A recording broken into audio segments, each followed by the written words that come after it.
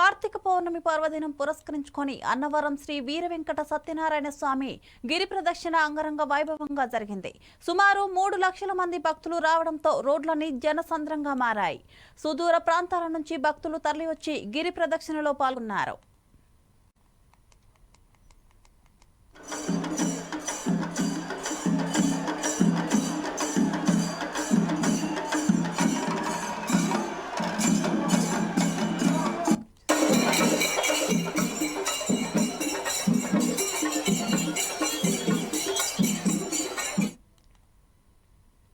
పుణ్యక్షేత్రంలో అపర వైకుంఠమైనటువంటి దివ్యమైనటువంటి క్షేత్రంలో హరిహర హిరణ్యగర్భ త్రిమూర్త్యాత్మక ఆద్యాది మహాలక్ష్మీ సమేత శ్రీ వీర వెంకట సత్యనారాయణ స్వామి వారి సన్నిధిలో కార్తీక మాసాన్ని పురస్కరించుకొని మహా విశేషమైనటువంటి పర్వదినములన్నింటినీ కూడా ఉపయోగించుకుంటూ భక్తజనులందరూ కూడా తండోపతండాలుగా ఈ నెల రోజులు కూడా విచ్చేస్తూ ఉంటారు.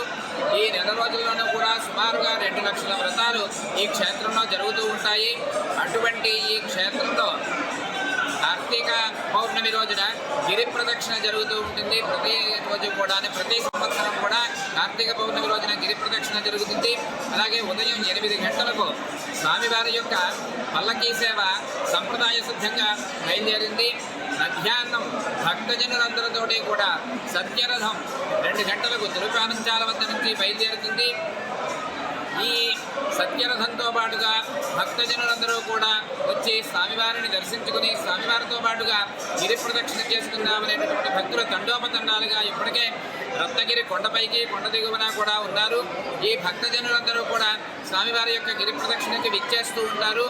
ఈ గిరి ప్రదక్షిణ ఉత్సవాల్లో అలాగే స్వామివారి యొక్క వార్షిక బ్రహ్మోత్సవాల్లో ఎవరైతే పాల్గొంటారో వారందరికీ కూడా స్వామివారి యొక్క ఆనందోత్సాహాలతోటి వచ్చిన వారి కోరికలన్నీ కూడా తథాస్తు తథాస్తు తథాస్తు అని స్వామివారు వారందరికీ కూడా అభయమిస్తూ ఉంటారు. అటువంటి ఈ గిరి ప్రదక్షిణ వేళలో రథోత్సవ వేళలో స్వామివారిని దర్శించుకుని స్వామివారి యొక్క ఆశీర్వాద అనుగ్రహాలు సంపూర్ణంగా పొందవలసినదిగా